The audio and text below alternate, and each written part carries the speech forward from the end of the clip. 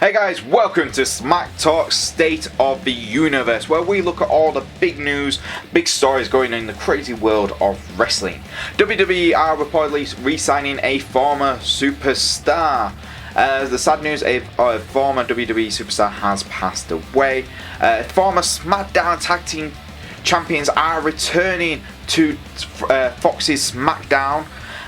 We also have news of AEW's UK TV deal. We'll also be looking ahead of AEW Dynamite versus NXT, as well as we'll be also looking at Fox's premiere episode of SmackDown. With all this said and done, guys, if you do like what you hear and you're excited, please like, subscribe and press that bell to keep notified. Now that's all said and done, let's hit the music and let's get on with the show.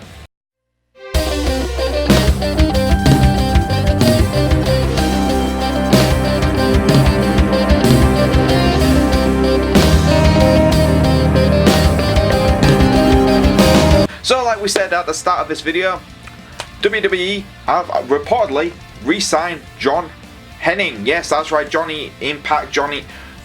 Morrison has re-signed. This is according to none other than Dave Meltzer from the Wrestling Observer Radio. Dave said that the deal had been out for a very long time, and he also indicated that the deal had been in the works for a while. According to Meltzer, he did speak to Henning about a possible WWE return, but he stated that Henning was trying to get a career in acting and see how that would go. According to Dave Meltzer, his return to WWE is seen as a fresh start for Henning himself, and to be honest, I'm really excited about Morrison returning. He was one of my favourite superstars for a long time when WWE was pretty much controlled by C Nation. I was one of the guys who was like, I prefer Morrison and The Miz really to be, doing stuff. The Miz was, well, not The Miz, but Morrison was their breakout star out of the two of them. And surprisingly, you look at the careers between Morrison and The Miz, they've just gone on two opposite directions. The Miz has become one of the, for me, one of the foundation superstars of WWE, and Morrison's become such a huge independent superstar. It's actually really excited to see him return. But obviously there is always going to be rumours and speculations about, especially with AEW arriving now, of where former WWE superstars will be going. And I think signing Henning will be a huge signing for WWE. Hopefully they can use him properly. For me personally, I'd love to see him on NXT. I know a lot of people go, what are you talking about? He should be on Raw or SmackDown. But me personally, I think he would make such a great character for the NXT brand. They already have some brilliant superstars, but imagine Morrison versus Gargano, Ciampa, Cole, Strong. That right there is worth every single penny. Morrison versus Dream. Imagine that, guys. That would be a hell of a match to watch. But I am super excited. I can't wait to see him back in a WWE ring. Obviously, we'll have to wait and see. But for you guys, where would you like to see him go? Would you like to see him on Raw, SmackDown, NXT? Leave it in the comments below. We'll see which one of the fans, where the fans want to see him go. We're also looking at AEW's UK TV deal. Now, this one has been quite interesting because this is probably the segment I'm going to talk about the most in this video, and I do apologise if I rant a little bit too much on it. But according to, not according to, AEW announced their UK TV deal with ITV. This will be now Wednesday nights. AEW Dynamite will be shown in the UK on Sunday morning at 8:20. Yeah, 8:20. According to Tony Khan and Cody Rhodes and all the AEW guys, this is the reason for this is because of the deal with ITV and pretty much with the advertisement laws over here is different to over in America. Now, you know what? I'm not an expert on TV laws. I'm not. If they say that these laws are very difficult to get around, I can understand. I won't argue with that. The only thing which gets to me is that WWE has been able to do it for a good few years now with Sky. having Raw and SmackDown on, and you can watch it and you go, oh yeah. And there's not seemed to be much of an issue. Yeah, we miss some things and stuff like that, and we come back a little bit later. But, you know, that's only rare occasions. Now, I just don't understand, because if you look at ITV4, which AEW is going to be based on, there's nothing on at that time period. There's just films. And trust me, ITV chucking a ton of adverts they knows. So if there's adverts they want, then they're definitely going to get them. But yeah, it was kind of a massive blow, and you can understand why a lot of fans were really annoyed, and they took to Twitter to get, you know, like, to Cody Rhodes, the Young Bucks, to Tony Khan. They were not happy. I mean, obviously Tony Khan and AEW made the second big announcement that international fans can watch AEW Dynamite live if they pay for the subscription base of Fight TV at £4.99 a month. Now for me, that's actually really, like, you know, for £4.99 a month, if that included the pay-per-views and stuff like that, I'd be like, you know what, yeah, here's my money, take it. But then you look at it like I will, and I'm going to talk about it as a fan who has I have a bare minimum job. I get paid minimum wage, and I already pay for subscriptions like WWE, Amazon, Netflix. You know, I already pay at, you know, Spotify. I already pay a ton of subscriptions. Now, I'm not joking when I think, right, well, I've got several options. I've got two options. I either not pay the subscription, wait for it to come out on a Sunday morning at 20 past 8 in the morning, and watch the most, because it's going to be, it's Sunday morning, so it's going to be edited. So Cody Rhodes' statement that the show's going to be TV14, not in the UK if it's on ITV4, that's never going to happen. So that's going to be edited down like hell. Or I pay £4.99 a month just to watch the show, but I don't get the pay-per-views involved in that. I think I'm going to speak for a lot of fans, and I know a lot of you will defend it, and I understand you guys really are behind this company, and I'm not. I am not behind them. I'm not behind WWE. I'm not behind AEW. I am actually just a wrestling fan. I love. To be honest, if I was behind any wrestling promotion, it would be Progress. That is the company for me. That's just me, because I think they do great shows. They've got great atmospheres. The fans are fantastic, and it's just the best atmosphere you can go to a wrestling show I've ever been to. Is Progress. But I honestly think like AEW kind of shot themselves in the foot, and I can't see a lot of people going, oh yeah, I'll pay the $4.99 a month, and I just can't see that being a case. And not just that, you also have the pay-per-views. Now over here, you're paying £14.99 a month plus that $4.99 a month, so you're paying £20, roughly 20 quid. Not every month, but every couple. Like, yes, I know, but they're saying, oh, it's every 2 months we're talking about new pay-per-views. Let's be honest, it's most likely not going to be every 2 months. They most likely are going to change it to every month we're going to have a pay-per-view, because that is legitimately how they will make the most money, because that's how AEW are making money right now. So if they're going to go once a month, that's £20 a month, and I'm paying for shows and pay-per-view. That's a lot of money per month for a promotion. Or I could have £9.99 a month.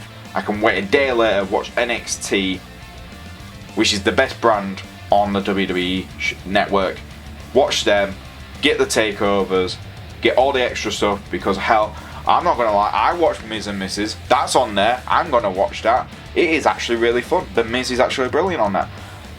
You get the pay-per-views from the main roster as well. You get everything which you want to kind of see, and you get the documentaries which are really good for £9.99. Now, I'm not behind WWE, but if I'm looking at it financially, I'm not paying £20 a month just for shows and pay-per-views, or I pay £9.99 a month. I get pay-per-views, shows, takeovers, documentaries.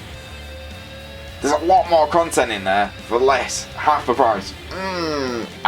You can see where I'm going to go with that. But yeah, I looked at it. I am going to watch it. I am going to watch the first show. I am going to be doing that. I will most likely pay the $4.99 a month. I know I will. You know I will. I think everyone probably. But it's just a principle. Especially when you had Cody Rhodes at Starrcade stating that their deal is the better deal than WWE's. Way better than what. And it just feels like a bit of a shot in the foot. Let's stick with AEW and let's talk about AEW versus NXT for this week, because it's the first time they're going head to head, and we're going to look at both shows and look at the cards they're offering for both, for us, the fans. So first things first, let's look at AEW's first ever episode of Dynamite. We're going to see Cody Rhodes versus Sammy Guevara. That should be a good match. Cody's had fantastic matches. I think Sammy is one of the best up-and-coming wrestlers they've got on the roster, so I'm really excited to see where that goes. Nyla Rose versus Rio. That again, first AEW Women's Championship match. Brandy Rose is going to get involved in that. She is the Stephanie McMahon of AEW. I don't think that is a disrespect to her. She just, for every time I've seen her in the pay-per-views and stuff like that, she just reminds me of Stephanie in some way. Then we have Kenny Omega and the Young Bucks versus Chris Jericho and two mystery partners. Well, it's going to be Spears and Moxley, isn't it? It's going to be, it's AEW versus WWE. Get it, because these guys are all WWE guys and we're the elite, so we're the original elite. Yes, it's that. If that's it, I'm just going to go, that's going to be a really good, 6-man tag team match. But you're hitting it on the head way too hard. Adam Page versus Pac. The match we should have got at Double or Nothing before Pac decided not to. He got injured, but I think the story was he decided not to go to Double or Nothing. I think there was a bit of confusion with him to go into Double or Nothing. I think he decided he didn't want to. Yeah, he didn't want to lose. Because he was on the big streak at Dragon Gate, and he was really building a story on there. The matches, he never really lost a match clean. Like, he would lose a match by disqualification and stuff like that, but he never lost a match, clean. And they wanted him to lose clean, and he refused. And and this is the match we're gonna get. I'm looking forward to this. This is, I was disappointed with Kenny Omega versus Pac at the last pay-per-view, All Out. I thought that was terrible. I thought that was one of the worst matches I've seen from Kenny Omega and Pac. I was expecting so much more. MJF versus Brandon Cutler. Again, they've been building this one on BTE, so this could be interesting. This could be an interesting match for all those fans to watch.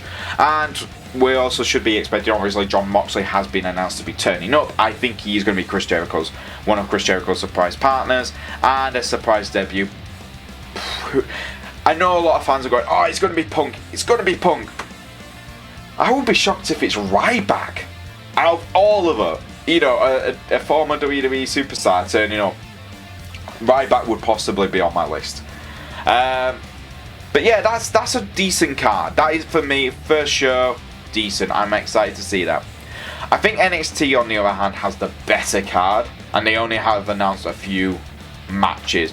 We do have the Undisputed Era versus the Street Profits for the NXT Tag Team Championship. That will be a damn good match. That is, I still see the Undisputed Era keeping the titles. Candice LeRae versus oh my god, my brain went. Shayna Baszler.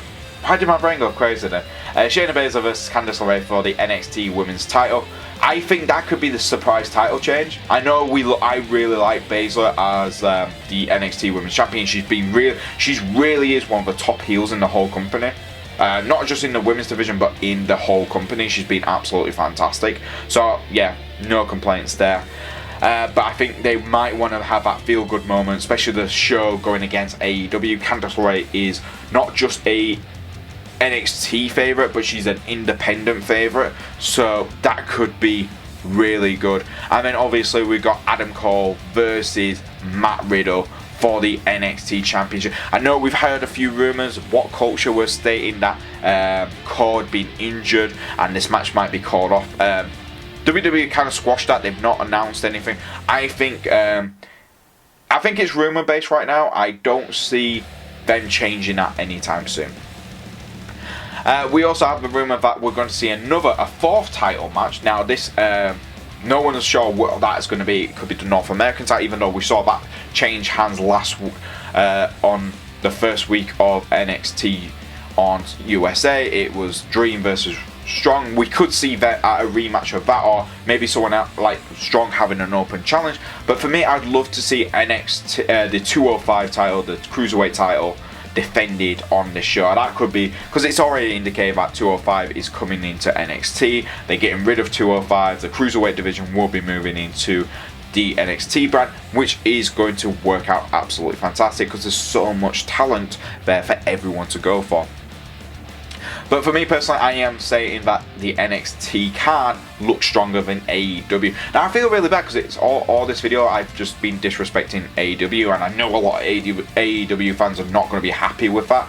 But I don't hate AEW. I just want you guys to know, I just feel like right now they've made a lot of mistakes, and I don't think their card looks as strong as NXT's card, even though they have a lot more matches up than what NXT do right now. I still think the NXT card looks really strong. Now let's look at the preview for Fox's SmackDown. That's going to happen this Friday. It's the first episode ever, on Fox, and I'm really excited. We've got 4 matches already announced. We have Roman Reigns versus Eric Rowan. That's going to be a epic match. I hope that ends in DQ. I know it sounds really weird. I hope that ends in no contest or somewhere where we have Luke Harper get involved, Daniel Bryan comes out for the save. We have that continuous face turn of Daniel Bryan happening. Kevin Owens versus Shane O'Mac for a ladder match. Whoever loses has to leave the company for good. I think this is when we're going to see Shane leave the company, leave an on-screen presence and go more backstage, and finally we'll get rid of Shane on TV.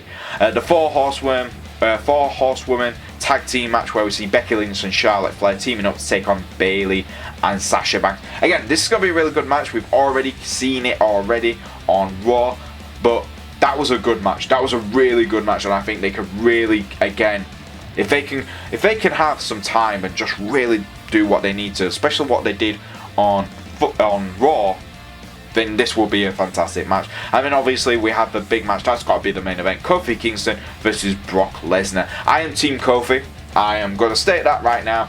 Kofi's my man. I'm looking forward to seeing him defeat the Beast. And then he's up there on par with Seth Rollins as another man who has defeated Brock Lesnar. Now, talking about SmackDown, we're going to look at a rumour. Well, it's not really a rumour. According to Wrestling Inc., an exclusive to them, their sources have told them that the Usos will be returning to TV this week on Fox's SmackDown. Yeah, according to them, the Usos will be moving back to SmackDown Live, but Fox's SmackDown. We haven't seen them since July the 29th, and that was in the Fatal 3-Way Tag Team match where we saw the Usos versus the Revival versus the OC for the Raw Tag Team title, and that was days after these allegations of Jimmy Uso's arrest for a DUI on the 25th of July. So we haven't seen them for some time. They weren't at SummerSlam because apparently the Usos couldn't leave the country because of the DUI. But yeah, I'm really excited. This would be great. The Usos are one of my favourite SmackDown tag teams, and if a Revival are the SmackDown tag team champions now, we need the Usos there to be the big baby faces. Especially it could be good to see the New Day and the Usos and the Revival really build up that tag team division, make them the best tag team division possible. Really, really exciting news. Now to end the video, unfortunately, on some sad news. According it was broken on social media this week that on California, Cauliflower Alley Club announced that the former WWE superstar Ric Bugden has died at the age of 49. Now, if you don't realise who that man is, You probably remember him as the fake Razor. That's right. Pretty sad news. Our thoughts and prayers go out to his family and friends who were going through a really, who were going through the loss of him. But yeah, it's a bit sad. But I remember I was just old enough to remember the fake Razor and Diesel, and I remember the stories of them Diesel and Razor returning to WWF, and it was turned out to be two other guys who, one was Kane and the other was this guy, and I just remember like, oh my god, what is this? I remember it also being the reason that WCW gave Kevin Nash and Scott Hall even bigger contracts, because they were panicked about it. So yeah, it's kind of sad, but it's just I thought, like I said, it's not kind of sad. It is sad news, and our thoughts and prayers go out to his fans and family.